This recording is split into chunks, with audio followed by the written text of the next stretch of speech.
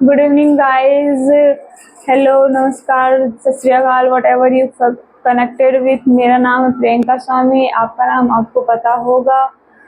तो पहले वीडियो के आगे आज हम पढ़ेंगे दूसरा टॉपिक, जिसमें जो हमारा पहला वीडियो था उसमें समीकरण हम पढ़ रहे थे। तो इसको एक बार और मैं रिवाइज कर देती हूँ कि समीकरण होते हैं वो क्यों होते हैं।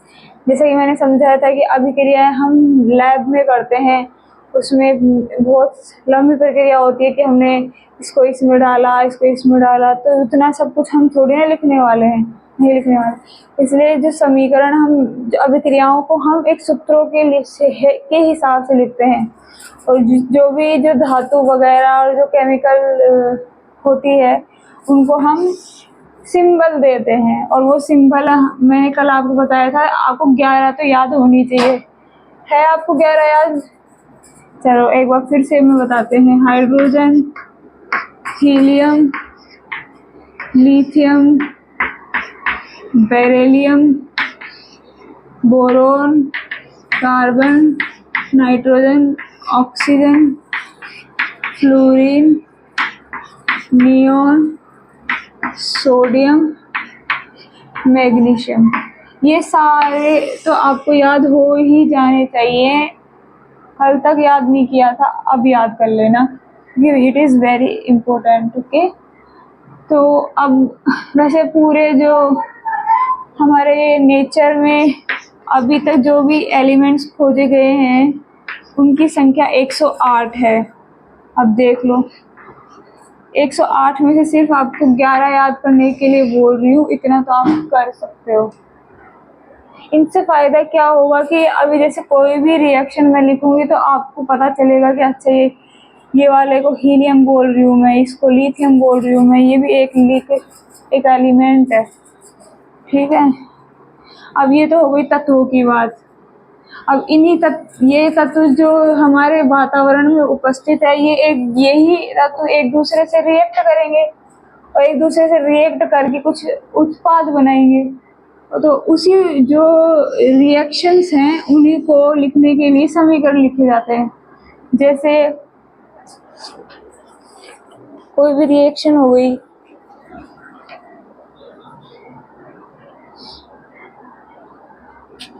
जैसे मैं लिख देती हूँ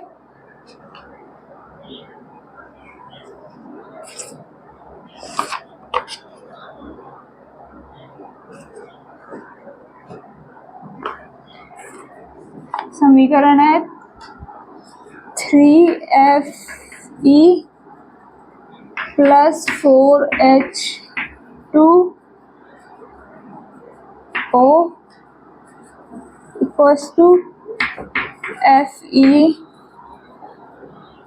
Fe3O4 + 4H2। अब ये क्या है, एक रिएक्शन हो रही है, लेकिन इस टोटल को क्या बोलते हैं? समीकरण बोलते हैं। ठीक है, तो अब इसको ही हम फिर लिखने के बाद पहले तो लिख लेते हैं, फिर इसको संतुलित भी करते हैं। क्योंकि एक रिसर्च के अकॉर्डिंग कहा गया है कि किसी भी रिएक्शन में ना ही तो ऊर्जा का ह्रास होता है और न ही ऊर्जा की उत्पत्ति होती है, वो एक रूप से दूसरे रूप में चेंज होती रहती है। तो यहाँ पे जितनी ऊर्जा है वही यहाँ पे भी उतनी ऊर्जा है, तो इसलिए ऊर्जा का ना तो ह्रास हुआ है और ना ही उसकी उत्पत्ति हुई है। इसलिए हम इस रासायनिक समीकरण को संतुलित करेंगे बस। तो यहाँ पे 3Fe है, यहाँ पे भी 3Fe है, 4H है, 4H है, 4 दूनी 8, 4 दूनी 8, 8H हाइड्रोजन है, 8 हाइड्रोजन है, ऑक्सीजन 4 है, इधर भी ऑक्सीजन 4 है। तो इसे बोलेंगे संतुलित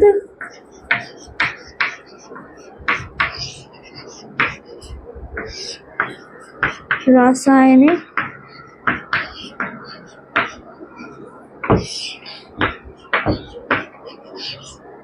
देखो बच्चों, समझने की कोशिश करना, और अगर जो कुछ चीज़ आपको समझ में नहीं आ रही है मेरे पढ़ाने से, उसको कमेंट में ज़रूर लिखना। क्योंकि ये तो बहुत ही सिंपली मैंने समझा दिया ना कि आपको कि ये वाली रिएक्शन से 3Fe से ये वाला उत्पाद बनेगा। और हाँ, एक बात और बता देती हूँ कि ये जो इस साइड वाले लेफ्ट हैंड साइड वाले जो एलिमेंट्स होते हैं उनको हम अभिकारक बोलते हैं। अभिकारक, जिनको रिएक्शंस करवाई जाती है।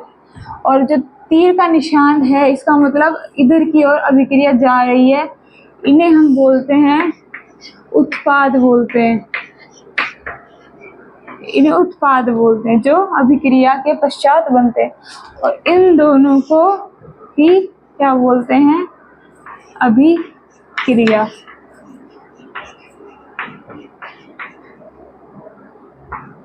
चलो, ये तो हो गई बात इसकी। समझ में आ गया ना? किसे अभिकारक बोलते हैं, किसे उत्पाद बोलते हैं। तीर के निशान के उस साइड वाले को अभिकारक बोलते हैं, तीर के निशान के इस साइड वाले को उत्पाद बोलते हैं। ठीक है, एक और रिएक्शन ले लेते हैं।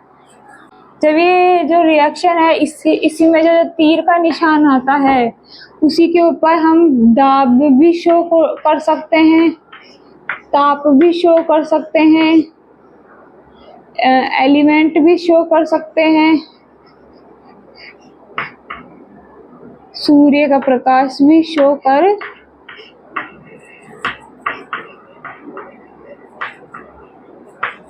इसका मतलब ये क्या है कि अभिकारक होगा, उसके साथ अभिकारक इन सब चीजों से गुजर के और इधर जो बनेगा उसे उत्पाद कहते हैं। इस तरीके से एक उत्पाद की उत्पत्ति होती है। ये अभिकारक है जो इन सब चीजों से गुजर रहा है और यहाँ पे उत्पाद बना रहा है। इस तरीके से लिखा जाता है। जैसे एक रिएक्शन लिखती हूँ मैं, 6CO2 एक बात फिर से मैं बता देती हूँ। जो एक्वस होता है जो वो शो करता है कि जल में घुलित होने को, जल में घुलित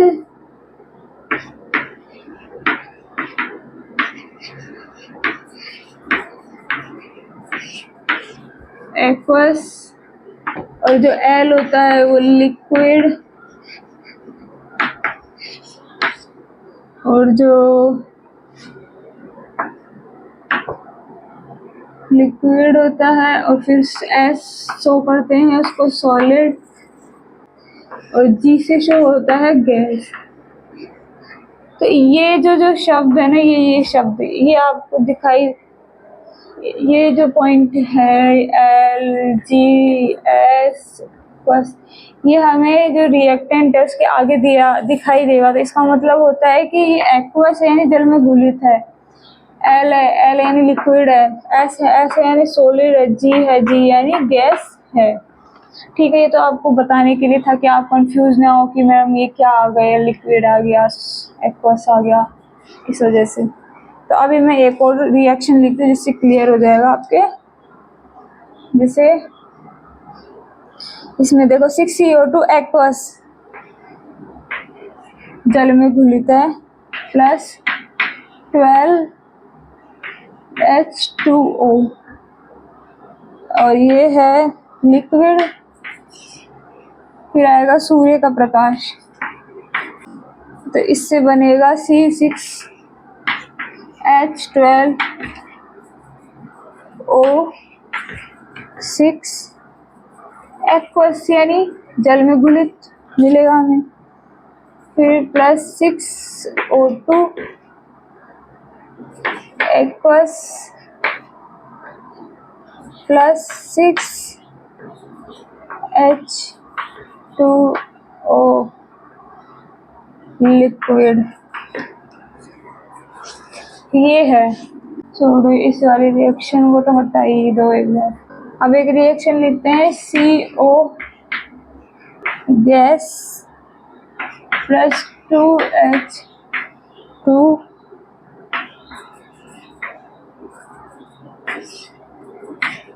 340 ATM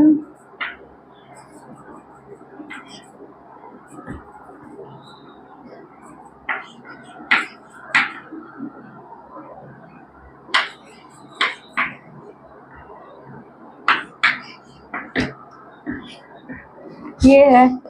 इसको देखते हैं, इसमें देखो ये वाले क्या हो गए, अभिकारक।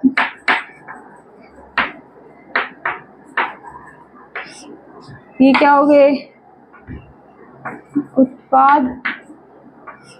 और ये क्या हो गई, ये उसको शो करने के लिए, अभिक्रिया को बढ़ाने और घटाने के लिए है ये स्पीड को। तो कार्बन देखो यहाँ पे एक है, यहाँ भी एक है। ऑक्सीजन कितना है, एक, यहाँ भी एक। हाइड्रोजन 2 दूनी 4 है, इधर 3 और एक 4 है। तो ये एक तो कैसी अभिक्रिया हो गई, संयोजन अभिक्रिया हो गई, जिसको हम पढ़ाएंगे आपको। संयोजन अभिक्रिया होती है कि 2 या 2 से अधिक अभिकारक मिलकर एक उत्पाद का निर्माण करते हैं, तो उसे संयोजन अभिक्रिया कहते हैं। तो वो हम आगे पढ़ेंगे, लेकिन अभी हम इतना समझ रहे हैं कि इधर वाले को अभिकारक बोलते हैं, इधर वाले को उत्पाद बोलते हैं। और ये 340 एटमॉस्फेयर पर ये अभिकारक कार्बन मोनोऑक्साइड और हाइड्रोजन रिएक्ट करते हैं, तो CH3OH उत्पाद का निर्माण करते हैं। समझ गए बच्चों? अब हम आते हैं हमारे आज के, ये तो कल का ही चल रहा था थोड़ा बहुत, आज के पॉइंट पे आते हैं हम। सबसे पहली है हमारी ऊष्माशोषी अभिक्रिया। ऊष्मा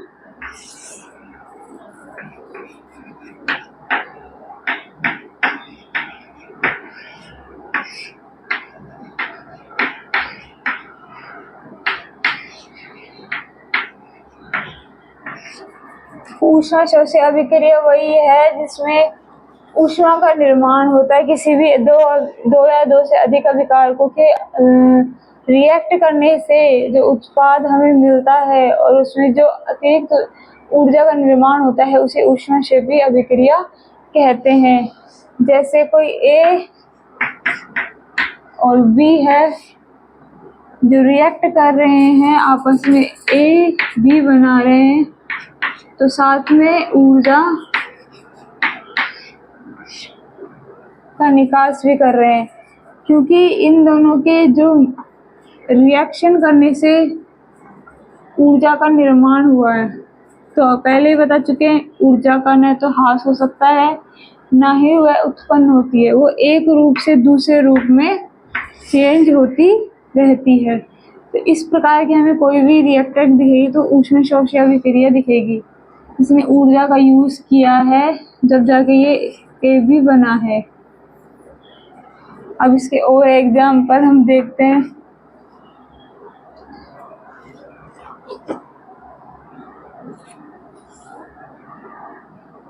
जैसे 2AgCl, सूर्य का प्रकाश,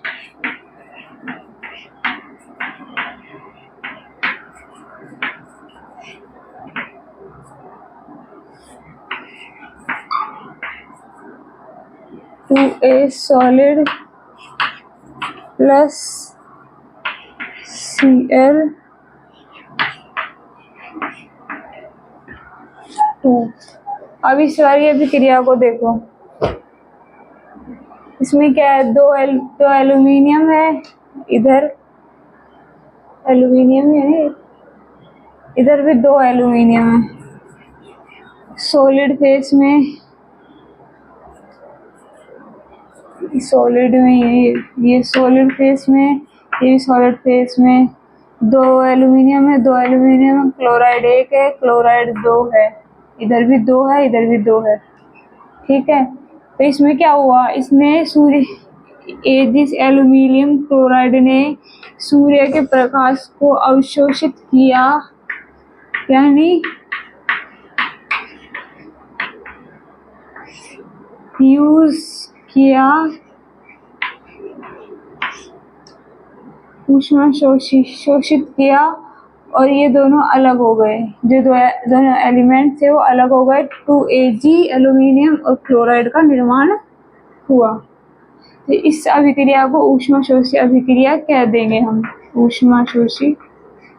ये ऐसे ही क्वेश्चन आएंगे आपके एग्जाम में, आपको ये अभिक्रिया दे देंगे और पूछेंगे कि ऊष्माशोषी अभिक्रिया मतलब कौन सी अभिक्रिया है, या फिर ऐसे पूछेंगे कि ऊष्माशोषी अभिक्रिया का उदाहरण सहित बताइए। तो उसके ऊष्माशोषी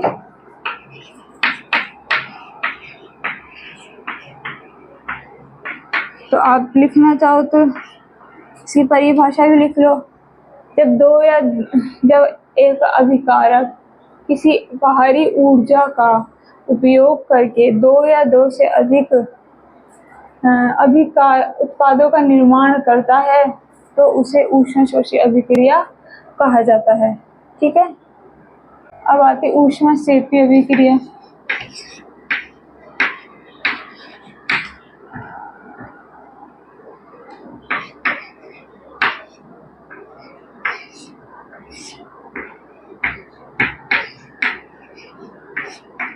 ठीक है, इस अभिक्रिया में क्या होता है कि दो या दो में लिखी जाती है, दो या दो से अधिक अभिकारक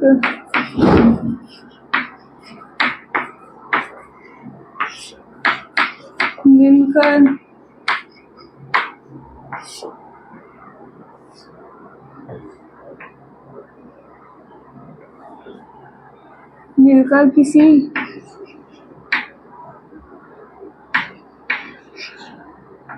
निश्चित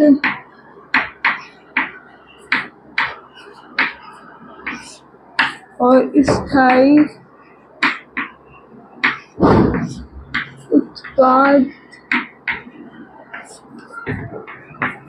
का निर्माण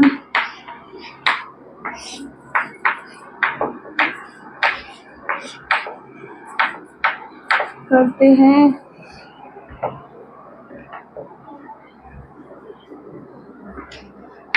उसे ऊष्माक्षेपी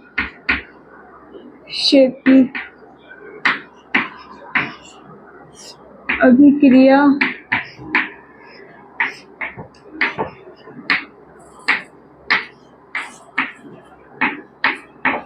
कहते हैं। समझ आ गया?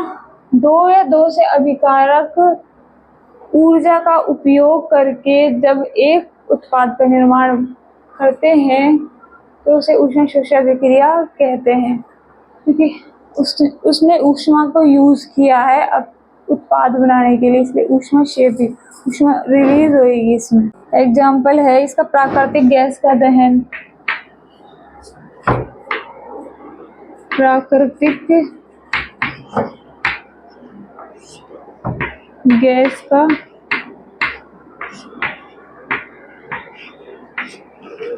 दहन, इसमें क्या होता है CH4 + 2O2 गैस, ये भी गैस फॉर्म में ही है। हर बार लिखने की जरूरत नहीं होती लेकिन फिर भी सही रहता है। CO2 gas + 2H2O gas plus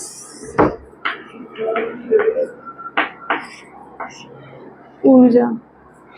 इसमें क्या है, प्राकृतिक गैस का दहन है। प्राकृतिक गैस CH4 है, उसको जब ऑक्सीजन की उपस्थिति में रिएक्ट करवाया जाता है तो ये CO2 और H2O का निर्माण करते हैं, साथ में ऊर्जा भी रिलीज करते हैं। तो यही इस तरीके से हमारी प्राकृतिक गैस बनती है।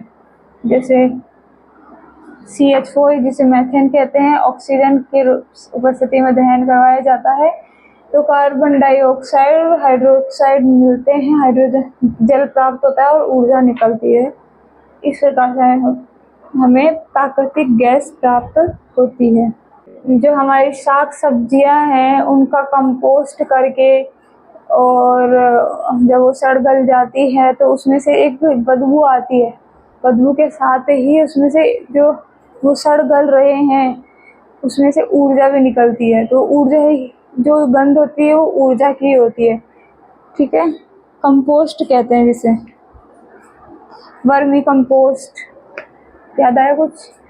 पर जिसके अंदर केचुए को डाल दिया जाता है तो केचुए सारी उसको अपघटित कर देते हैं और वो वर्मी कंपोस्ट बनाते हैं। वो भी एक उष्ण क्षेत्रीय अभिक्रिया होती है। अब आता है तीसरा, वियोजन अभिक्रिया। संयोजन नहीं, संयोजन अभिक्रिया।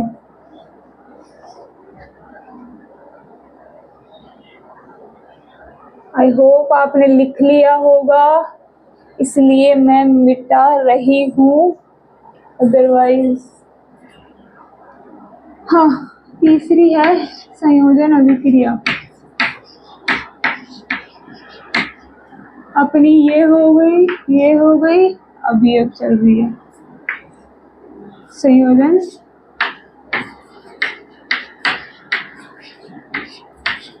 संयोजन अभिक्रिया। संयोजन अभिक्रिया क्या होती है? दो या दो से अधिक उत्पाद आपस में मिलकर जब एक उत्पाद का निर्माण करते हैं, अभिकारक एक उत्पाद का निर्माण करते हैं, तो उसे संयोजन अभिक्रिया कहा जाता है। इसका एग्जाम्पल ले हैं, दो या दो से अधिक पदार्थ संयोग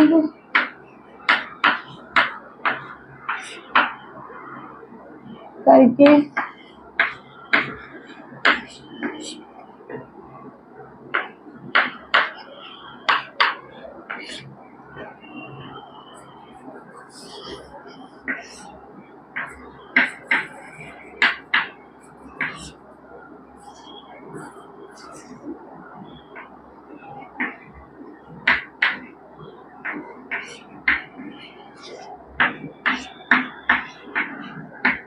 एकल उत्पाद का निर्माण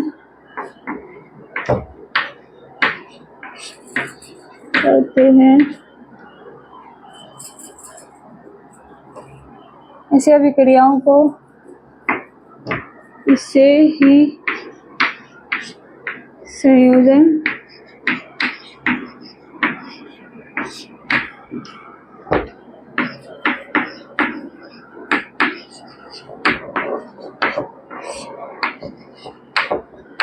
कहते हैं, ठीक है। क्या समझे? दो या दो से अधिक प्रकारी पदार्थ, sorry,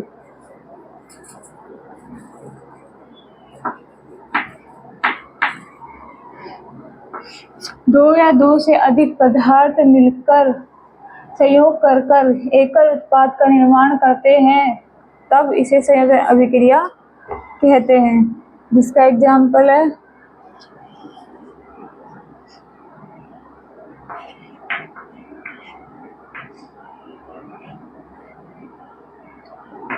H2 gas plus O2 2H2O liquid. इसमें दो या दो से अधिक पदार्थ एकल उत्पाद का निर्माण कर रहे हैं, तो ये संयोजन है एकल उत्पाद। ये क्या है?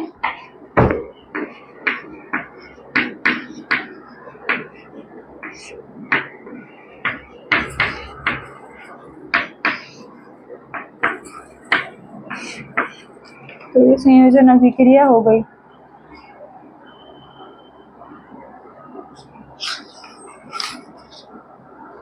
इसके अलावा कोयले का दहन,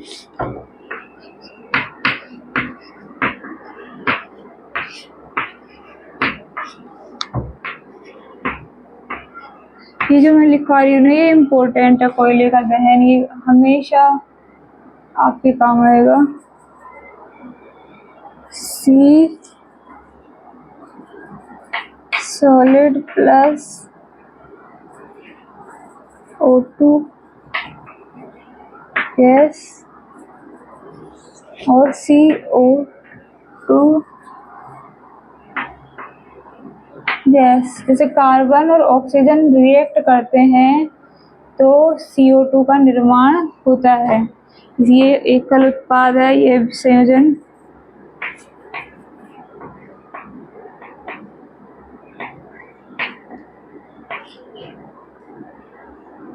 ये भी एकल उत्पाद है।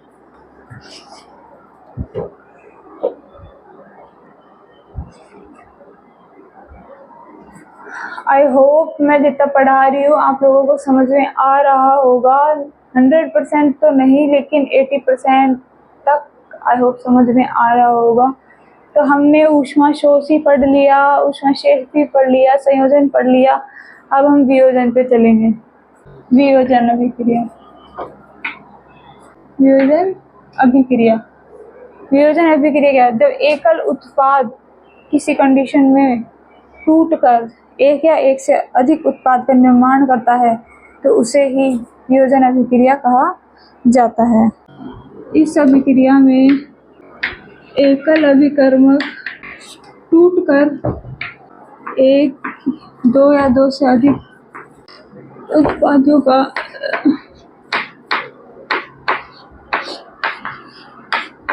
निर्माण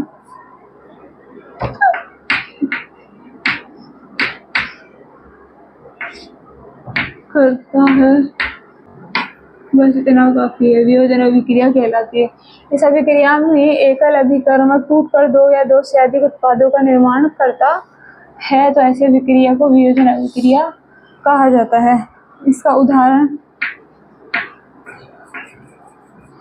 उदाहरण देखिए तो 2FeSO4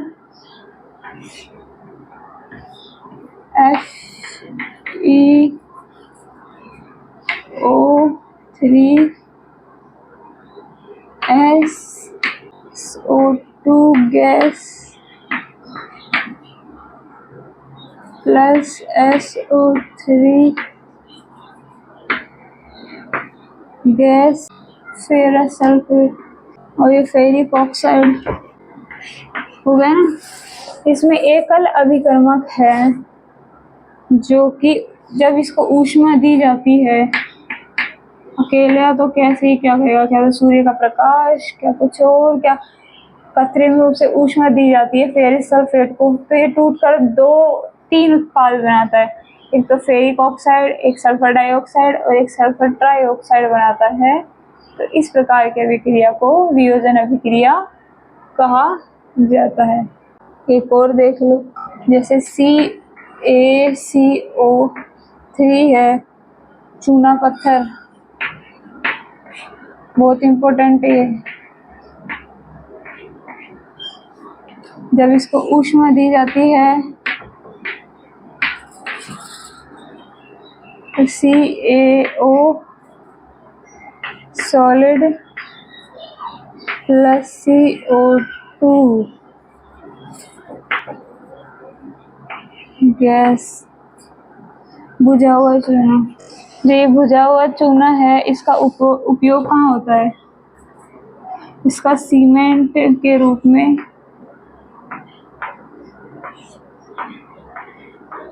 में उपयोग होता है। सीमेंट के रूप में उद्योगों में इसका उपयोग किया जाता है। ठीक है, समझ आ गया? चलो तो फिर आगे बढ़ते हैं। अब क्या है? वियोजन अभिक्रिया हो गई, अब विस्थापन अभिक्रिया।